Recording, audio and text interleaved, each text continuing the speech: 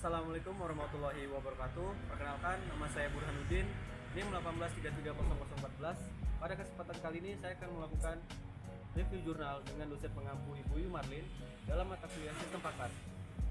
Oke, baik. Pada kesempatan kali ini saya akan review 3 jurnal yang dimana ketiga jurnal ini berkaitan dengan tugas akhir sistem pakar yang akan saya buat nantinya. Oke, langsung saja saya akan review jurnal yang pertama, dimana dengan judul model sistem pakar berbasis web menggunakan metode case-based tracing untuk diagnosa dini COVID-19. Jurnal ini diterbitkan oleh Jurnal Ilmiah Komputer Sejenis Banjarbaru. Kemudian untuk link downloadnya dan volume nomor ISSN volume 17 nomor 2, tahun terbitnya 2021. Kemudian untuk penulis pertamanya Mega Lugia Sinaga, penulis kedua Yudih Gustian, penulis ketiga Valentino Sembiring. Kemudian reviewnya sendiri yaitu saya sendiri Burhanuddin. Tanggal reviewnya tanggal 28 bulan 9 2021. Tujuan penelitian. Tujuan pada penelitian jurnal kali ini yaitu mendapatkan solusi dalam mendiagnosa klasifikasi COVID-19. Apakah seseorang yang memiliki gejala-gejala COVID-19 dapat diklasifikasikan sebagai ODP atau PDP, dan juga untuk mendiagnosa dini coronavirus disease COVID-19. Kemudian subjek penelitian pertama melakukan observasi atau pengamatan dan wawancara langsung dengan melakukan tanya jawab kepada pihak yang berkaitan dengan menanyakan kebutuhan atau masalah yang sedang terjadi, dan juga data-data berupa gejala pasien yang lama dan gejala pasien yang baru yang didapatkan langsung dari ahli pakar yang bersangkutan. Kemudian asesmen data menggunakan beberapa cara, yaitu observasi, wawancara, dan studi pustaka. Penelitian melakukan observasi atau pengamatan dan wawancara langsung dengan melakukan tanya jawab kepada pihak yang berkaitan dengan menanyakan kebutuhan atau masalah yang sedang terjadi. Selanjutnya metode penelitiannya menggunakan metode CBR atau Case Based Tracing adalah cara penyelesaian yang tepat dalam penelitian ini dengan cara menyelesaikan masalah lama atau gejala COVID lama untuk menyelesaikan masalah yang baru atau gejala COVID-19 yang baru. Kemudian yang pada akhirnya akan mendapatkan solusi dalam mendiagnosa klasifikasi COVID-19. Apakah seseorang yang memiliki gejala COVID-19 dapat diklasifikasikan sebagai ODP atau PDP. Kemudian langkah penelitiannya yang pertama adalah pengumpulan data. Pada tahapan ini menentukan data yang akan dipilih, memasukkan semua data atau observasi, wawancara, dan studi pustaka. Kemudian representasi pengetahuan dengan menggunakan metode CBR mempunyai beberapa tahapan seperti pada tabel berikut. Nah, yang pertama ada retrieve. Pada tahapan ini dilakukan aktivitas untuk mencari ciri gejala COVID-19. Kemudian terus pada tahapan ini dilakukan kasus-kasus hasil retrieve merupakan kasus lama yang identik dengan masalah baru dan digunakan untuk mendapatkan solusi yang tepat. Pada proses retrieve akan menyalin, menyeleksi, dan melengkapi informasi dengan cara membedakan kasus lama, kasus awal ciri COVID-19 yang ada dengan ciri baru COVID-19 yang baru. Kemudian penelusuran pada kasus lama COVID-19 yang dapat digunakan untuk menjadi solusi pada kasus yang baru. Lanjut, yang ketiga ada revise. Pada tahapan ini terdiri dari dua bagian, yaitu proses diagnosa COVID-19 dan perbaikan solusi dengan rumus similarity problem case dengan keterangan S similarity atau kemiripan, W weight atau bobot yang diberikan, kemudian N jumlah sampel. Yang keempat ada retain. Pada tahapan terakhir ini merupakan penambahan kasus COVID-19 yang baru setelah dilakukan revise ke dalam basis kasus. Kemudian hasil penelitian. Berdasarkan hasil perhitungan dengan menggunakan metode CBR, maka diperoleh fakta baru penyakit yang diderita oleh 6 pasien seperti tabel berikut. Jadi ada 6 pasien yang diteliti. Yang pertama ada pasien pertama dengan diagnosa klasifikasi ODP dengan nilai similarity 57,89%. Pasien kedua PDP 36,36%. Pasien ketiga ODP 47,37%. Pasien keempat ODP 36,84%. Pasien kelima ODP 42,11%, dan terakhir pasien ke-6 PDP 41,82%. Kesimpulannya, pada perancangan sistem pakar diagnosa dini COVID-19 ini berdasarkan penelitian yang telah dilakukan dapat disimpulkan bahwa yang poin pertama menghasilkan sebuah informasi sistem pakar diagnosa dini COVID-19 berupa pengelompokan kasus pasien yang klasifikasikan menjadi ODP atau PDP yang akan diperdalam dengan hasil uji swab atau PCR untuk memastikan keadaan pasien yang akan positif atau negatif terinfeksi COVID-19. Poin kedua, berdasarkan perhitungan yang sudah dilakukan, dari 6 pasien yang merasakan gejala COVID-19, menghasilkan 4 orang berstatus ODP dan 2 berstatus PDP. Dengan nilai rata-rata similarity ODP 45,80% dan PDP 39,09%. Juga dengan tingkat pengujian 100% sesuai dengan diagnosa ahli pakar dan diagnosis berdasarkan gejala yang diberikan oleh pasien. Poin yang terakhir, sistem pakar ini dapat digunakan sebagai tindakan pencegahan dan solusi dini yang diberikan sama layaknya seperti seorang pakar dengan hasil akhir sebuah presentase.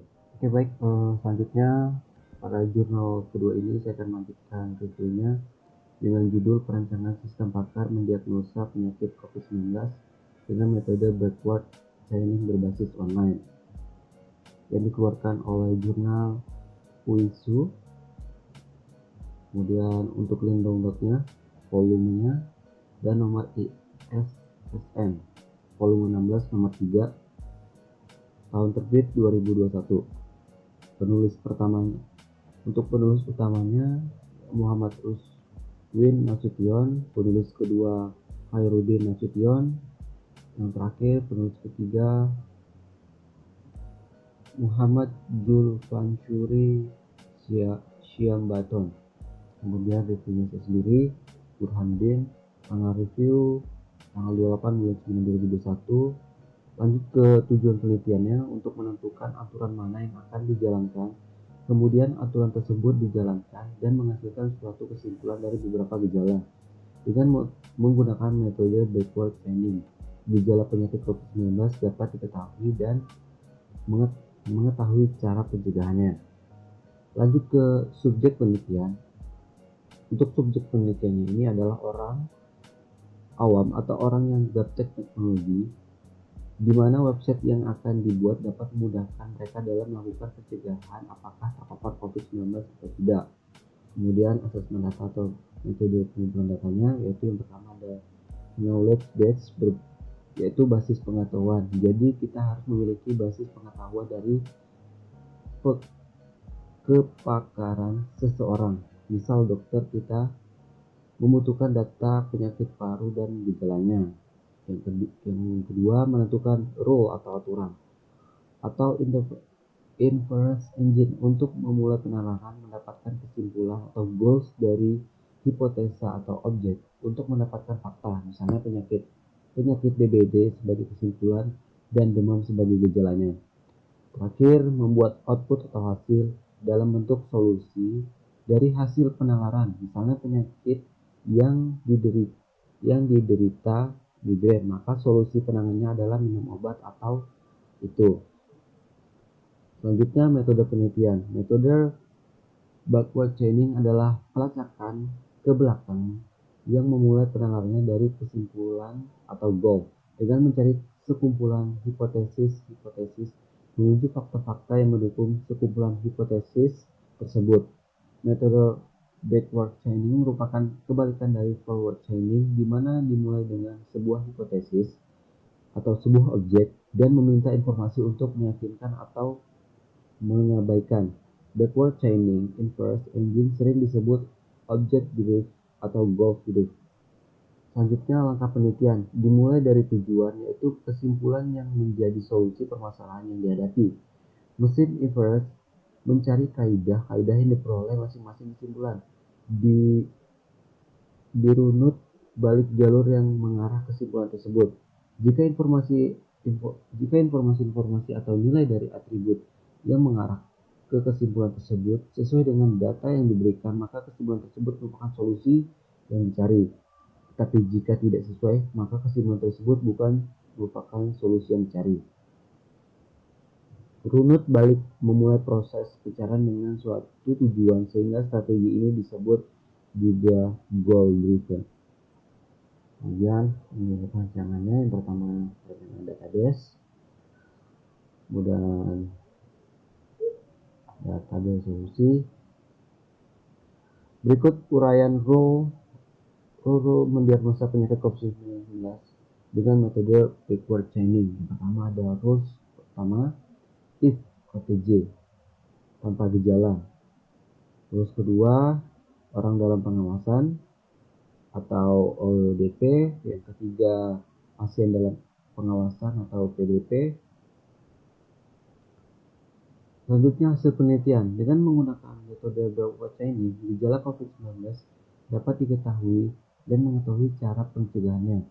Sistem ini dikembangkan menggunakan PHP, MySQL, website to APK Builder Pro. Kemudian hasil yang diperoleh sistem pakar ini berbasis online, dapat diakses melalui smartphone sehingga pengguna dapat mengaksesnya dimanapun dan kapanpun.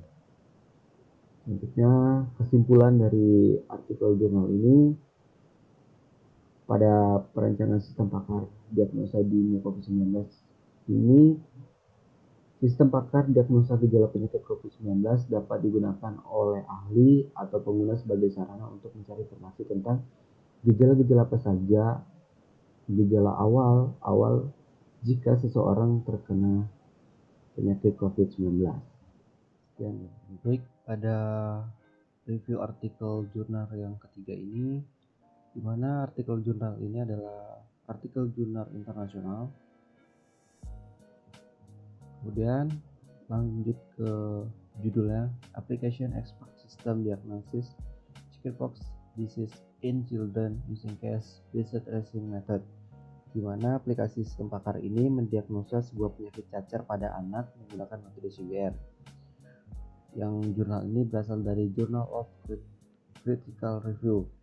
Link downloadnya volume 7, kemudian nomor ISSN-nya untuk tahun terbitnya tahun 2020. Untuk penulis pertama yaitu Hengki Tamando Sihotan, penulis keduanya Fristi Riyandari. Reviewnya saya sendiri, tanggal reviewnya tanggal 30 bulan 9 2021.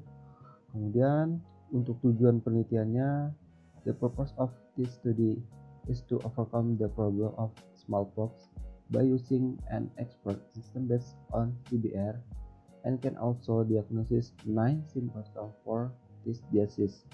Yang dimana untuk mengatasi permasalahan penyakit cacar dengan sistem CBR ini dapat mendiagnosa 9 gejala pada penyakit ini. Kemudian untuk subjek penelitiannya, Earth patients who have had the truth of the case and new patients, di mana pasien lama yang telah memiliki subjek penelitiannya adalah pasien lama dan pasien baru. Kemudian asesmen data.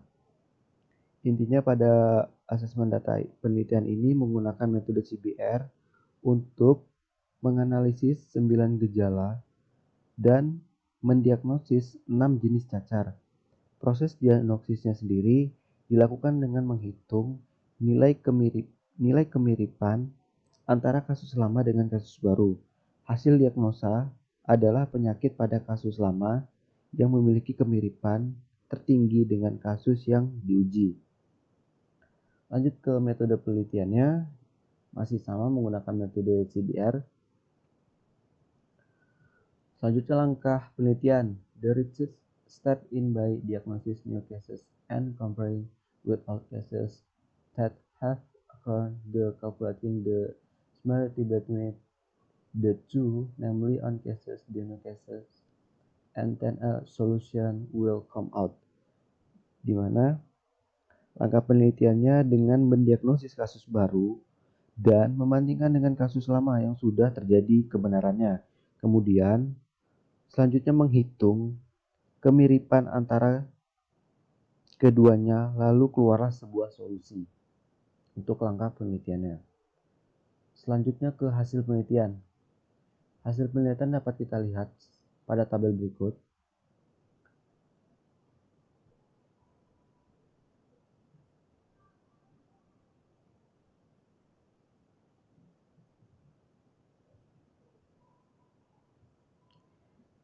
Di mana berdasarkan tabel di atas, rekapitulasi nilai proximity di atas untuk nilai kedekatan tertinggi adalah nilai kedekatan kasus.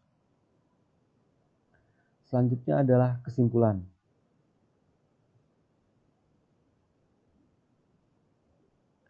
Pada kesimpulan kali ini dapat saya artikan berdasarkan penelitian yang telah dilakukan selama penerapan sistem PAKAR untuk mendiagnosis cacar air pada anak. Metode dasar penerapan dapat menyimpulkan sebagai berikut. Yang pertama, poin A, sistem PAKAR menggunakan metode case-based treatment untuk mendiagnosa cacar air pada anak dapat menampilkan hasil dari diagnosis berupa nama penyakit, nilai kesamaan, dan solusi berdasarkan penyakit yang muncul atau memiliki nilai kemiripan tertinggi. Selanjutnya poin B, aplikasi sistem PAKAR ini digunakan untuk memudahkan dalam penanganan cacar air pada anak. Yang terakhir, aplikasi sistem PAKAR ini diharapkan mampu menggantikan sementara peran ahli yang kedatangannya memakan waktu yang cukup lama. Kemudian yang ketiga, yang keempat, sistem PAKAR desain ini dapat mendiagnosis cacar air pada anak-anak dan dapat memberikan solusi untuk mengendalikan penyakit cacar air pada anak-anak.